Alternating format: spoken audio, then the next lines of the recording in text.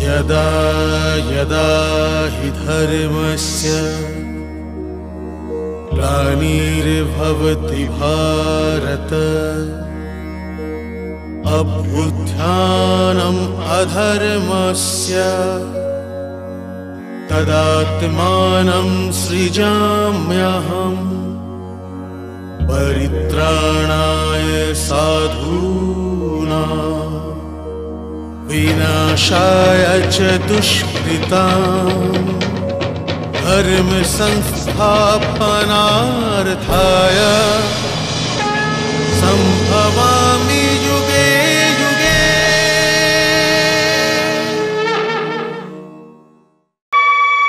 আমি সময় চক্র, আর আজ এই মহাভারতের স্মরণীয় গল্প তোমাদের শোনাতে যাচ্ছি। এই মহাভারত কেবলমাত্র ভরত বংশীয়দের কোনো সাধারণ যুদ্ধের গল্প নয়। এ গল্প ভারতীয় সংস্কৃতির উত্থান পতনের গল্প। এই গল্প সত্যি আর মিথ্যের মহাযুদ্ধের গল্প। এ গল্প আঁধার সরিয়ে আলোর পথপ্রদর্শক। আর এই গল্প একমাত্র আমি ছাড়া কেউ শোনাতেও পারবে না। তার কারণ এই গল্পের সমস্ত ঘটনা আমার চোখের সামনে ঘটেছে। এর চরিত্রগুলো আমার চেনা। এই গল্পের সব ঘটনার আমিই একমাত্র সাক্ষী। আমি দুর্যোধন, আমি অর্জুন, আর আমি কুরুক্ষেত্র। কারণ এই মহাভারত সম্পর্কের ভাঙা গড়া আর সম্পর্কের মূল্যবোধ থেকে জীবন সমুদ্র মন্থন করে জীবনের তথ্য ও সত্যের অমৃত তুলে আনার কাহিনী। আর এই লড়াই সব যোদ্ধাকে নিজের নিজের কুরুক্ষেত্রে লড়ে জিতে নিতে হবে। কারণ সব যুগের সত্যকে বর্তমান অসত্যের সাথে লড়াই করতেই হয়। তাই যতদিন আমি আছি এই মহাযুদ্ধ চলতেই থাকবে। কারণ আমার কোনো অন্ত নেই। আমি অশেষ, অনন্ত। এই জন্য প্রয়োজন সবাই এই কাহিনী থেকে শিক্ষা গ্রহণ করুক, যাতে ভবিষ্যতে আর কোনো অসুবিধা না হয়। এই যুদ্ধে অংশগ্রহণ করা বর্তমানের কর্তব্য, কারণ এটাই ভবিষ্যতের ভাগ্য বিধাতা। এই জন্য আমি কখনো গুরু, কখনো মা, কিংবা কখনো ঋষি রূপে প্রত্যেক নতুন বংশধরদের এই কাহিনীর মাধ্যমে জীবন যুদ্ধের জন্য তৈরি করে চলেছি। এই কাহিনী আসলে ওই দিন থেকে শুরু হয়নি যেদিন শ্রীকৃষ্ণ অর্জুনকে গীতার উপদেশ বাণী শুনিয়েছিলেন, কিংবা দ্রৌপদী যেদিন দুর্যোধনকে উপহাস করেছিলেন। এই কাহিনী এই ঘটনার অনেক আগে। রাজা দুষ্যন্ত শকুন্তলার পুত্র চক্রবর্তী মহারাজা ভরতের বিজয় যাত্রা থেকে ফেরার পর হস্তিনাপুর রাজ দরবার থেকে এই শুভারম্ভ হয়েছিল। দিগ্বিজয়ী চক্রবর্তী মহারাজের জয়! দিগ্বিজয়ী চক্রবর্তী মহারাজের জয়! দিগ্বিজয়ী চক্রবর্তী মহারাজের জয়! দিগ্বিজয়ী চক্রবর্তী মহারাজের জয়! দিগ্বিজয়ী চক্রবর্তী মহারাজের জয়! দিগ্বিজয়ী চক্রবর্তী মহারাজের জয়! দিগ্বিজয়ী চক্রবর্তী মহারাজের জয়! মহারাজ ভরত এই জন্যই গর্বিত ছিলেন না যে উনি ওনার রাজ্যের সীমানা হিমালয় থেকে কন্যাকুমারী পর্যন্ত বিস্তৃত করেছিলেন।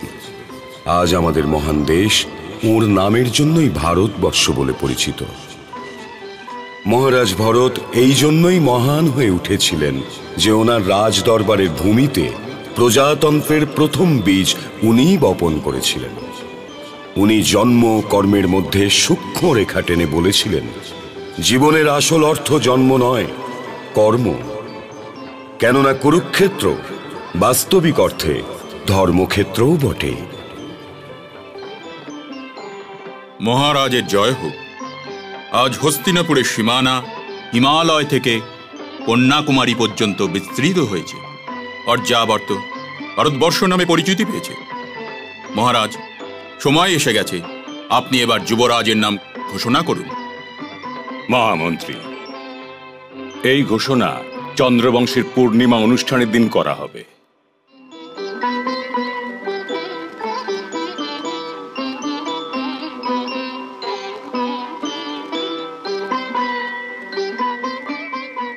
জানতে পারলাম তুমি কোথাও বাইরে যাচ্ছ। হ্যাঁ মা, যুদ্ধ শেষ করে ফিরেছি, ভাবছি মহর্ষি কর্ণর সঙ্গে দেখা করে আসি। ওকে মহর্ষি নয়, দাদু বলে ডেকো। আমি ওর নিজের মেয়ে তো নই, কিন্তু ওর কাছেই আমি মানুষ হয়েছি। ওকে আমার সশ্রদ্ধ প্রণাম জানিও, আর ওকে বলো যে ওর নিজের মেয়ে শকুন্তলাকে কি ভুলে গেছে? অবশ্যই বলবো মা, অবশ্যই বলবো। আজ্ঞা দিন মা। দীর্ঘজীবী হও।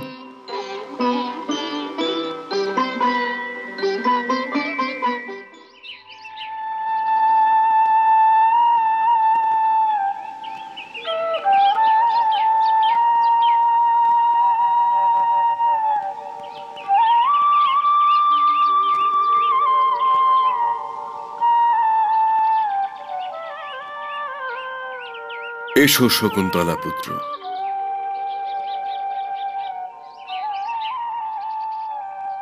প্রণাম মহর্ষি। মঙ্গল হোক। শকুন্তলা কেমন আছে ভরত? ভালো আছেন মহর্ষি। ওনার প্রণাম তো সদাই আপনার চরণেই থাকে। আর উনি জিজ্ঞাসা করেছেন, পিতা কি তার সন্তানকে ভুলে গেছেন? এবার তুমি বলো, এখানে আসার কারণ কি? সমস্যা একটাই, যদিও আমি 9 জন পুত্রের পিতা, কিন্তু যুবরাজ কাকে করব মহর্ষি?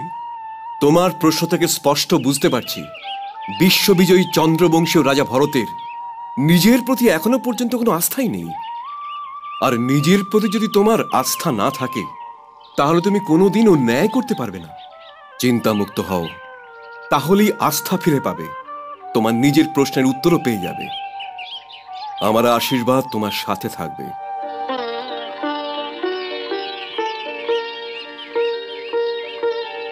দীর্ঘজীবী হও। হস্তিনাপুরের রাজসভা চন্দ্রবংশীয়দের প্রতাপে ঝলমল করছে, আর আজ রাজ দরবারের প্রত্যেকটা মানুষ যেন শ্বাস নিতে ভুলে গেছে, অপেক্ষা করছে সেই শুভ মুহূর্তের জন্য, যখন হস্তিনাপুরের যুবরাজের নাম ঘোষণা করা হবে। আর এটাই হলো মহাভারতের অমর কাহিনীর প্রথম অলিখিত পাতা। সাবধান, সাবধান, সাবধান! ধর্মাধিকারী, প্রজাপালক, ন্যায়মূর্তি, হস্তিনাপুরের রাজা চক্রবর্তী মহারাজ ভরত দরবারে উপস্থিত হয়েছে।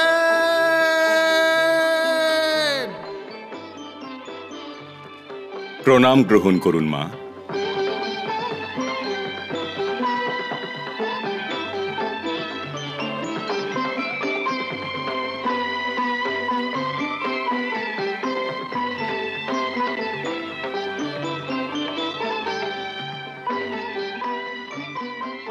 মহামন্ত্রী,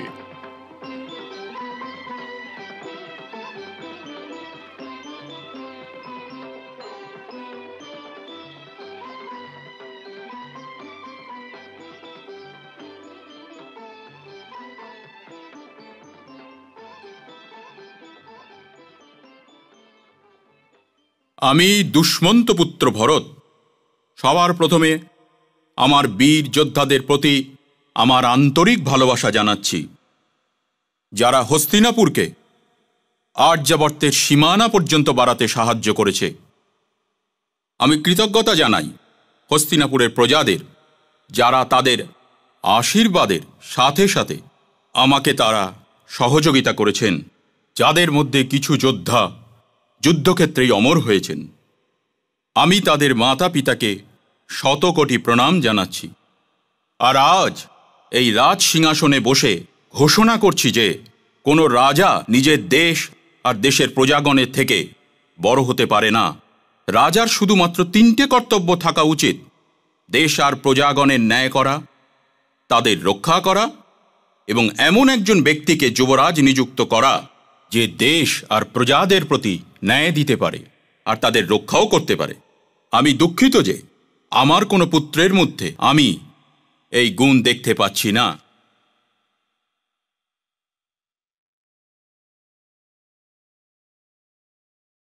এই জন্যই আমি ভরদ্বাজ ভূমন্যুকে নিজের সন্তান মেনে নিয়ে ওকে যুবরাজ নিযুক্ত করছি।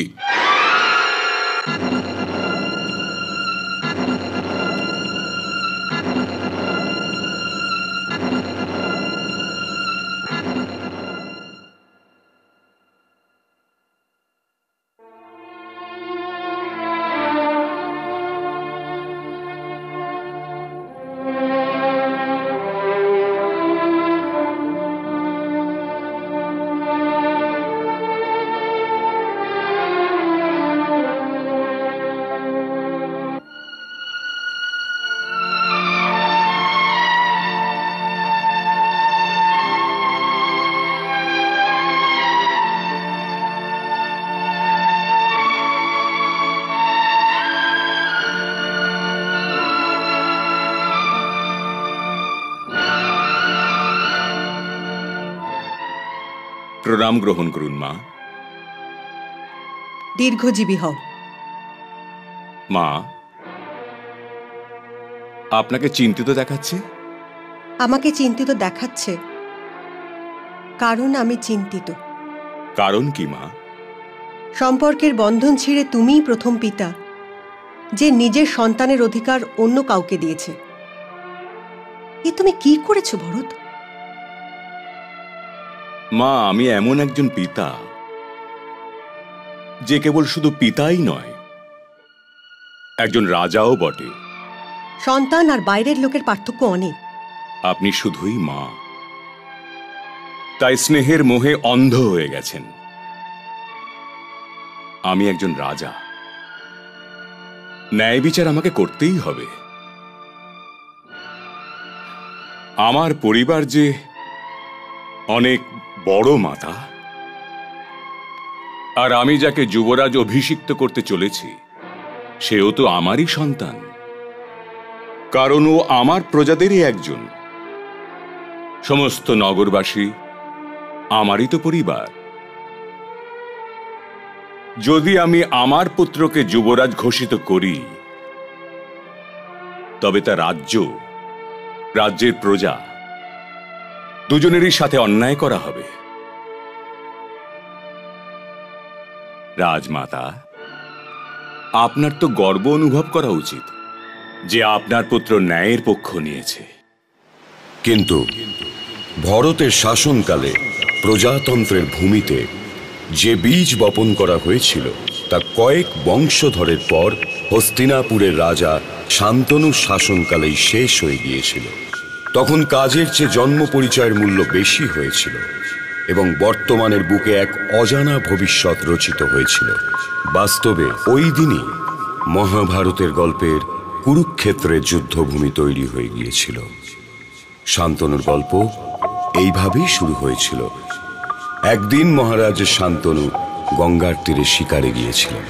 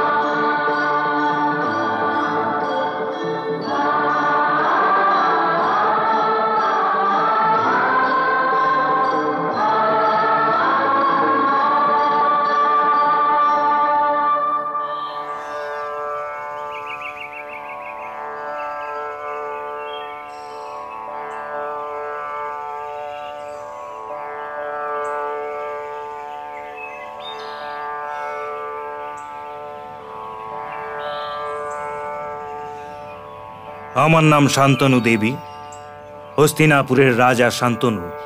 আমার নাম গঙ্গা মহারাজ। আমি এখানে শিকার করতে এসেছিলাম। তারপর কি হলো মহারাজ? তারপরটা আমার জানা নেই, কিন্তু মনে হচ্ছে কোনো চন্দ্রমুখী মৃগনয়নী আমাকে ঘায়েল করেছে। এই তো ভারী অন্যায়। হস্তিনাপুরের রাজারা আরো সাবধানে থাকা উচিত, কারণ রাজাহীন হস্তিনাপুরকে দেখে মনে হবে বান ছাড়া কেউ যেন ধনুক চালাচ্ছে। এখন হস্তিনাপুরের কি হবে মহারাজ? হস্তিনাপুরের বাঁচবার কেবল একটাই উপায় আছে দেবী। তাহলে তো শীঘ্রই সেই উপায় অবলম্বন করা উচিত মহারাজ। সেটা তো তোমারই হাতে আছে দেবী। আমার প্রশ্ন আমি কাল জিজ্ঞাসা করব মহারাজ। হস্তিনাপুরের মতো শক্তিশালী রাজ্যের বাঁচা মরা আমার হাতে কিভাবে? কাল কেন দেবী, আজ কেন নয়? কারণ সব প্রশ্ন উত্তরের একটা সময় থাকে মহারাজ।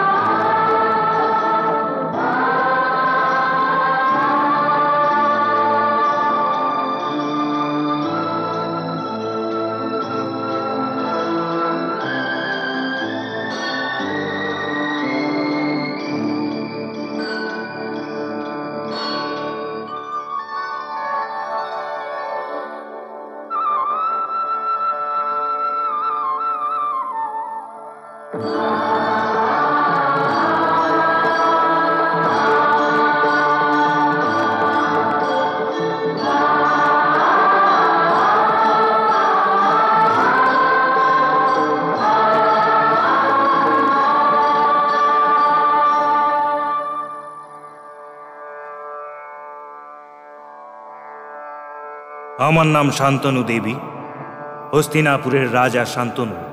আমার নাম গঙ্গা মহারাজ। তারপর কি হলো মহারাজ?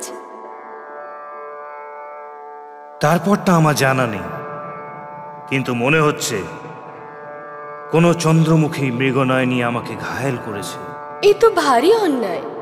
হস্তিনাপুরের রাজারা আরো সাবধানে থাকা উচিত, কারণ রাজাহীন হস্তিনাপুরকে দেখে মনে হবে বান ছাড়া কেউ যেন ধনুক চালাচ্ছে। এখন হস্তিনাপুরের কি হবে মহারাজ? হস্তিনাপুরের বাঁচবার কেবল একটাই উপায় আছে দেবী। তাহলে তো শীঘ্রই সেই উপায় অবলম্বন করা উচিত মহারাজ। সেটা তো তোমারই হাতে আছে দেবী। আমার প্রশ্ন আমি কাল জিজ্ঞাসা করব মহারাজ। হস্তিনাপুরের মতো শক্তিশালী রাজ্যের বাঁচা মরা আমার হাতে কিভাবে? কাল কেন দেবী, আজ কেন নয়? কারণ সব প্রশ্ন উত্তরের একটা সময় থাকে মহারাজ।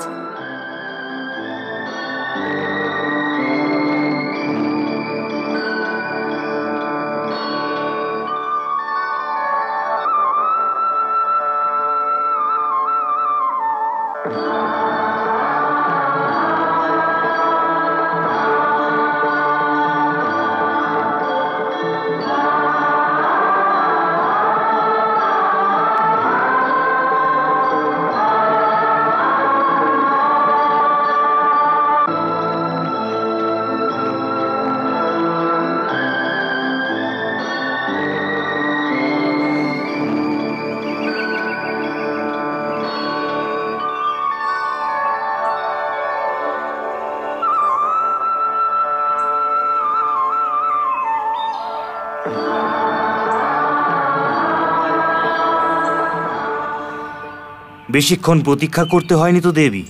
প্রতীক্ষা তো করতে হলো, কিন্তু বহুক্ষণ নয়। হ্যাঁ, কাল আপনি বলছিলেন মহারাজ হস্তিনাপুরের বাঁচবার কেবল একটাই উপায় আছে, আর আমি আপনাকে বলেছিলাম তাহলে তো শীঘ্রই সেই উপায় অবলম্বন করা উচিত।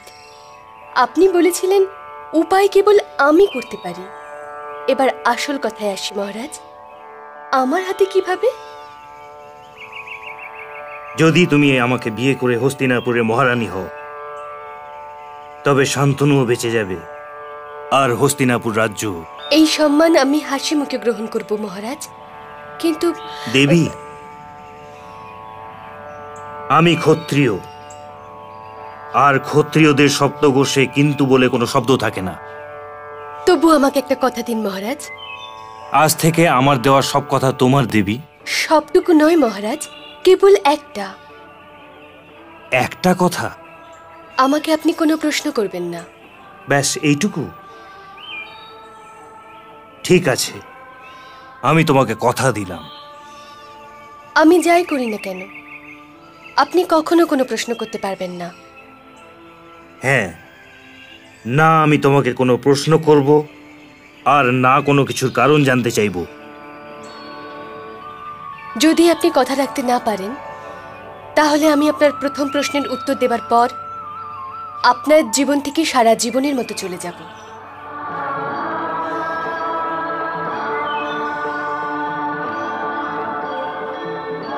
মেনে নিলাম দেবী।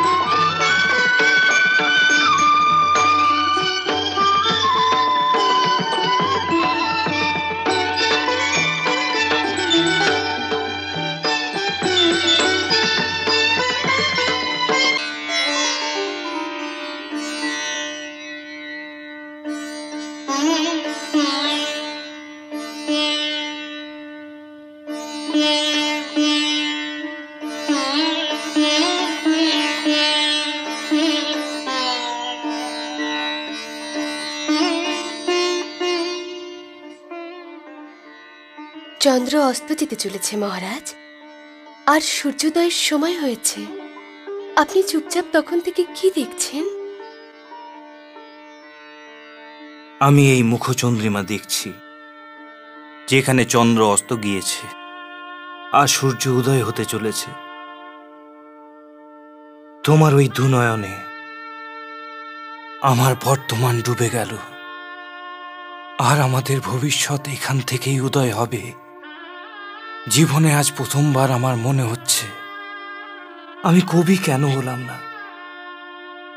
আমি তো কেবল যুদ্ধ, তীর আর রণভূমির ভাষাই শিখেছি। যদি আমি শৃঙ্গারের ভাষাও কিছু শিখতাম, তবে আমি তোমাকে বলতাম, প্রিয়ে, তোমার এই দুনয়ন কত গভীর,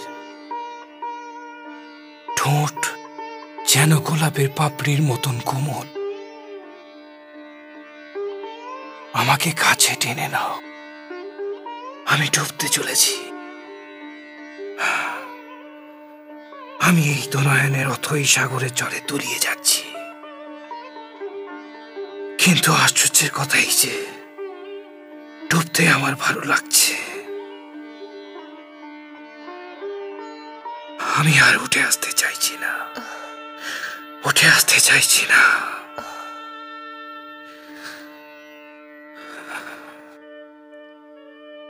এই দুনয়ন রাজ্য আর রাজনীতি জানে না মহারাজ। প্রজারা বলবে গঙ্গা এসে হস্তিনাপুরের রাজাকে ছিনিয়ে নিয়েছে। এখন আমি রাজ্য আর রাজনীতির বিষয়ে ভাবতেও চাইছি না। কেন মহারাজ? কারণ আমি এখন গঙ্গা স্নান করছি।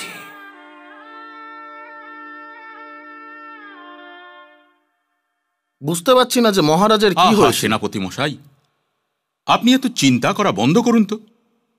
রাজ্যের সবাই চিন্তিত হয়ে পড়েছে মহামন্ত্রী। আর বাকি রইলেন সেনাপতি। উনি চিন্তা ছাড়া আর কি বা করবেন? কত মাস হয়ে গেছে মহারাজের মুখ দর্শন করা হয়নি। আর আমার তো মনে হচ্ছে উনি হস্তিনাপুরের কথা একেবারে ভুলেই গেছেন। আপনার মতো সেনাপতি যেখানে আছেন, তার হস্তিনাপুরের ব্যাপারে চিন্তা করার কোনো প্রয়োজন নেই। হস্তিনাপুরের সীমানা তো সুরক্ষিত আছেই। এখন উনি ওর হৃদয়ের সীমানাকে সুরক্ষিত করবার জন্য ব্যস্ত হয়ে আছেন। কিন্তু রাজার দায়িত্ব তো... আবার ওই এক কথা, রাজা বলে কি তিনি মানুষ নন সেনাপতি মশাই? আনন্দ করবারও তো ওনার অধিকার আছে। উনি তো প্রজার মতোই একজন মানুষ।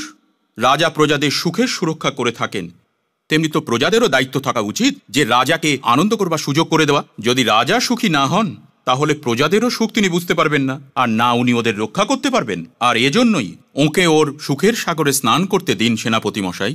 কিন্তু আর কতদিন মহামন্ত্রী? যতদিন পর্যন্ত উনি স্বয়ং সুখ সাগরে ডুবে থাকতে চান ততদিন। সে সময় কবে আসবে? আপনি নিশ্চিন্ত থাকুন সেনাপতি মশাই। বিবাহিত জীবনের রস উপভোগ না করলে মানুষের জীবন কখনো সম্পূর্ণ হয় না। আপনি যুবরাজের জন্মের জন্য প্রতীক্ষা করুন। যুবরাজের জন্মের পর মহারাজ নিজেই এই সুখ সাগর থেকে পাড়ি দিয়ে রাজসভায় ফিরে আসবেন।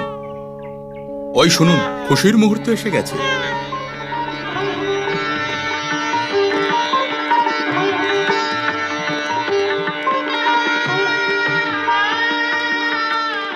মহারাজ, মহারাজের জয় হোক।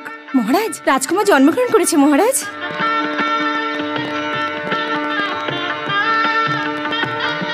তুই ওকে দেখেছিস? হ্যাঁ দেখেছি মহারাজ। গায়ের রং কেমন? যেন যেন দুধের মধ্যে আলতা মিশিয়ে দিয়েছে মহারাজ।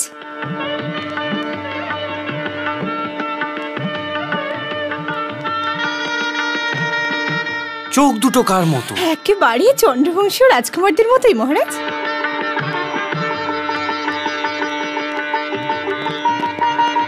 মহারাজের জয় হোক। প্রণাম মহারাজ।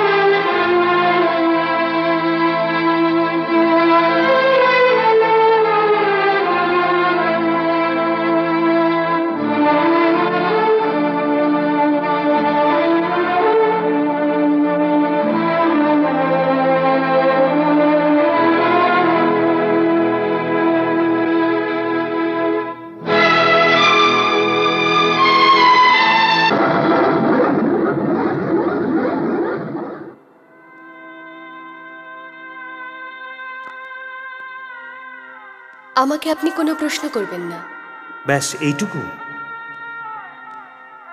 ঠিক আছে, আমি তোমাকে কথা দিলাম। আমি যাই করি না কেন, আপনি কখনো কোনো প্রশ্ন করতে পারবেন না। হ্যাঁ, না আমি তোমাকে কোনো প্রশ্ন করব, আর না কোনো কিছুর কারণ জানতে চাইব।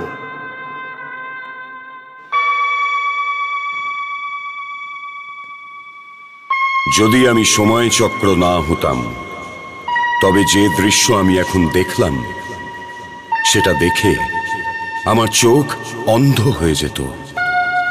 কিন্তু হস্তিনাপুরের রাজা শান্তনুর কাছে আমার মতো চোখ তো নেই। উনি তো কেবল একজন পিতা। ওনার হৃদয়ের কষ্ট যন্ত্রণা কোনোভাবেই এই সত্যকে স্বীকার করতে চাইছে না, যা ও নিজেই নিজের চোখে দেখেছে। একজন মা হয়ে নিজের প্রথম পুত্রকে জন্মগ্রহণ করার সঙ্গে সঙ্গে নদীর জলে ভাসিয়ে দিয়েছেন। মহারাজ শান্তনু মৌনতা অবলম্বন করতে অঙ্গীকারবদ্ধ ছিলেন। গঙ্গা ওনার মৌনতাকে নিজের জয় মনে করে অন্যায় করে যেতে থাকেন। কিন্তু আমি তো সময় চক্র, আমি তো শান্তনুর দ্বিতীয় পুত্রের ভবিষ্যৎ আগে থেকেই জানতাম।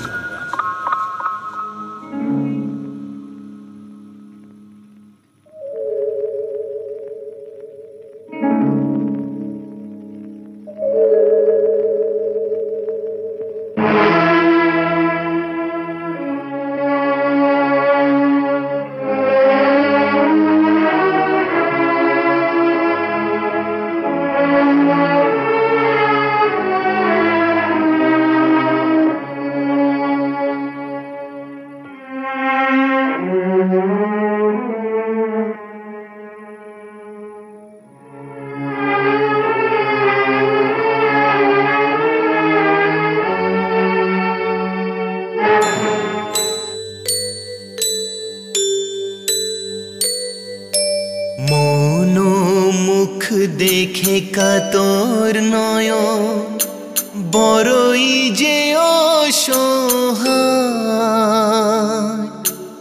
এ যে বিধাতা লিখন, কে তাকে খণ্ডায়, এ তাকে খণ্ডায়।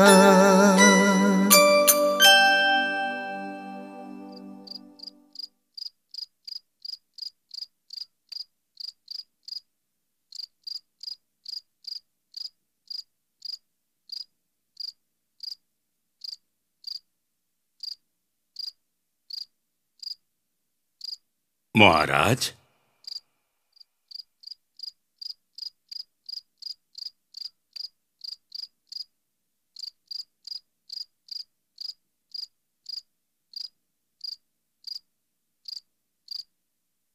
এত রাতে আপনি মহারাজ?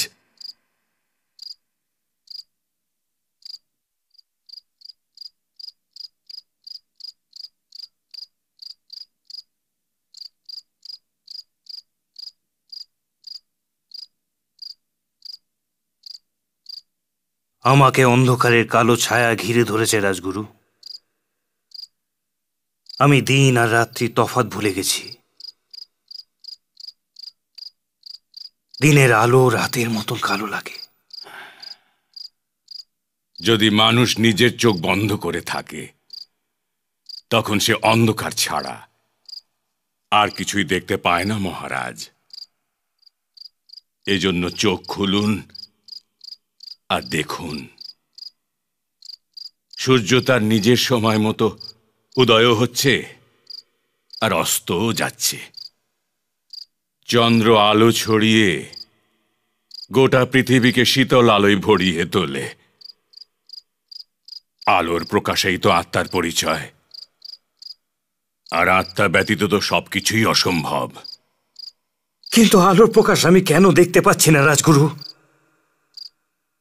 সম্ভবত আপনি সেই জ্যোতি দেখার চেষ্টাই করছেন না মহারাজ। এই অন্ধকারকে নিয়েই আপনার কোনো সমস্যা আছে, আর সমস্যা থেকে পিছু হটা উচিত নয়। এইটাই তো কঠিন রাজগুরু, যে আমি চাইলেও সমস্যার কোনো সমাধান করতে পারছি না। এ কেমন সমস্যা মহারাজ?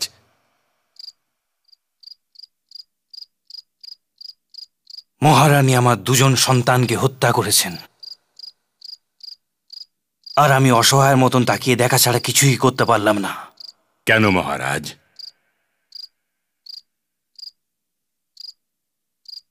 কারণ আমি যে কথা দিয়েছি। আপনি কথা দিয়েছেন যে মহারানী আপনার পুত্রদের হত্যা করে যাবেন, আর আপনি চুপ করে থাকবেন? আপনি রাজা, হস্তিনাপুরের রাজা। আপনার এই রকম কথা দেবার কোনো অধিকারই নেই মহারাজ।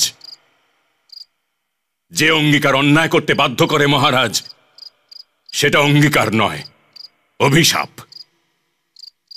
আমি সেই অভিশাপ নিয়েই তো বেঁচে আছি রাজগুরু। আপনি একে বেঁচে থাকা বলছেন? তবে আপনি মৃত্যু কাকে বলবেন? কারণ যে রাজা নিজের পুত্রের জীবন রক্ষা করতে পারে না, সে তার প্রজাদের জীবন রক্ষা করবে কি করে?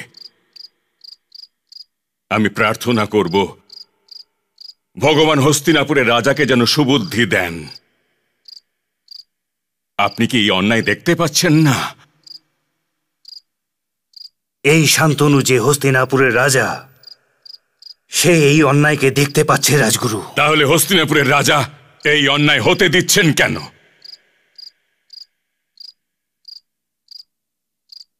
কারণ শান্তনু যে একজন সাধারণ ব্যক্তি, সে রাজার হাত ধরে নিচ্ছে। রাজা কেবল রাজাই হয়, সাধারণ ব্যক্তি হবার অধিকার তার নেই। আপনার জীবন সমগ্র প্রজাদের জন্য।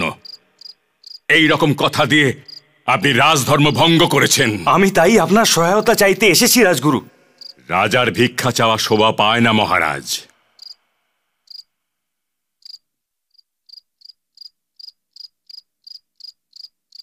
তবে আমি কি করব? আপনি আপনার অঙ্গীকারের আগুনে জ্বলবেন। এটাই বোধহয় আপনার ভাগ্য, আর এটাই আপনার প্রায়শ্চিত্তও বটে। লাঞ্ছনার গঞ্জনার আঘাত সহ্য করে যান, এবং স্বয়ং নিজের চেষ্টাতেই আপনি এই অঙ্গীকারের আগুন থেকে বেরিয়ে আসুন। আপনার এই চেষ্টা থেকেই শক্তির কোনো না কোনো অঙ্কুর অবশ্যই ফুটে উঠবে। আরে ভাই, কিছু শুনেছো? সবই তো শুনেছি ভাই, মন কিছুতেই মানতে চাইছে না। নদী যদি গঙ্গার মতো পবিত্র নদীও হয়, কোনো মা কি তার সন্তানকে জলে ফেলে দিতে পারে? মায়ের মন তো স্বয়ং স্নেহের ভান্ডার ভাই। মনে হচ্ছে মহারানী মা নামের কলঙ্ক। ঠিক বলেছো, মার লক্ষণ ঠিক এরকম হয় না। একের পর এক 3 রাজকুমারকে জলে ফেলে দিয়েছেন। ভাই, রাজমহলের নতুন কোনো খবর আছে? নতুন খবর আর কি, 4র্থ পুত্র জন্মেছে। মহারাজের দুর্দশা চোখে দেখা যায় না। আরে ছাড়ো তো সব। সন্তানগুলোকে মহারানীর একার ছিল নাকি? তবে মহারাজ ওকে বাধা দিচ্ছেন না কেন? এইভাবে যদি চলতে থাকে তবে মহারাজের সমস্ত বংশধর নিশ্চিহ্ন হয়ে যাবে।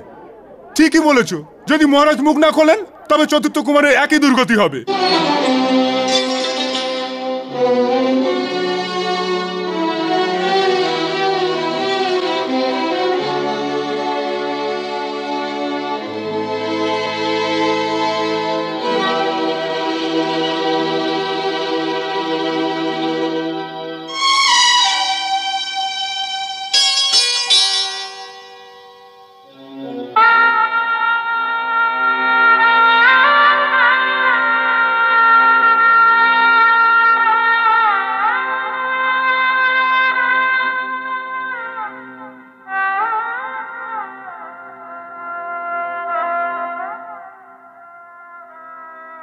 মহারাজ, এই সময় মহামন্ত্রী, আমি 4র্থ রাজকুমারের মৃত্যুতে ভীষণ দুঃখ পেয়েছি মহারাজ। আপনি ভুল করে হত্যাকে মৃত্যু বলছেন মহামন্ত্রী। কিন্তু যদি এটা হত্যা হয় মহারাজ, তাহলে এতদিন ন্যায় মূর্তিধারী ন্যায়কর্তা মহারাজ আপনি অপরাধীকে মৃত্যুদণ্ড কেন দিলেন না? অপরাধীকে মৃত্যুদণ্ড না দেওয়া এটাই প্রমাণ করছে যে এটা হত্যা নয়। আপনি কি এই ব্যঙ্গকে উচিত মনে করেন মহামন্ত্রী? তবে এতদিন আপনি মহারানীকে প্রশ্ন করেননি কেন? ওর আসল পরিচয় কি মহারাজ, যাকে আপনি মহারানীর আসনে বসিয়ে রেখেছেন? এই রমণীর মধ্যে রমণীর 3টি গুণের কোনো গুণ নেই, না চেতনা, না প্রেরণা, না উৎসাহ। যদি আপনি স্বামী হিসেবে প্রশ্ন না করতে চান তবে রাজা হিসেবে করুন, কারণ রাজ্যকে একজন যুবরাজ দেবার দায়িত্ব একমাত্র আপনার মহারাজ। যদি আমি তাই করতে পারতাম মহামন্ত্রী, তবে আজ আপনাকে এখানে আমার কাছে 4র্থ পুত্রের হত্যার জন্য শোক প্রকাশ করতে আসতে হতো না।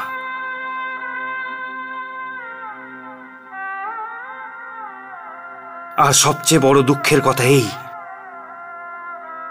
যদি আমার 5ম পুত্র জন্ম নেয় তবে তার ভাগ্যে ওই একই রকম দুর্গতি হবে।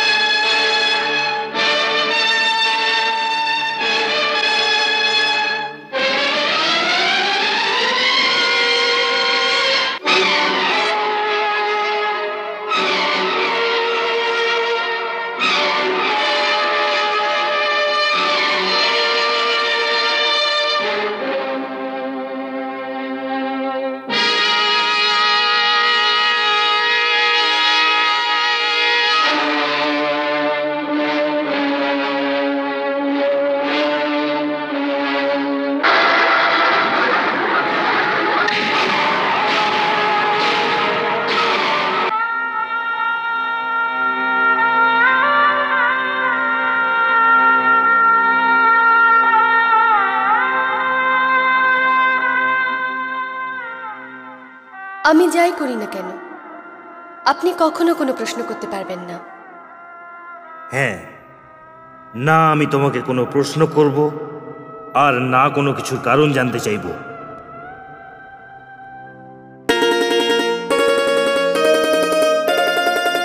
কথা দিয়ে তো ভাবেনি পরিণাম কি হবে তা, ভেবে চিন্তে করা উচিত।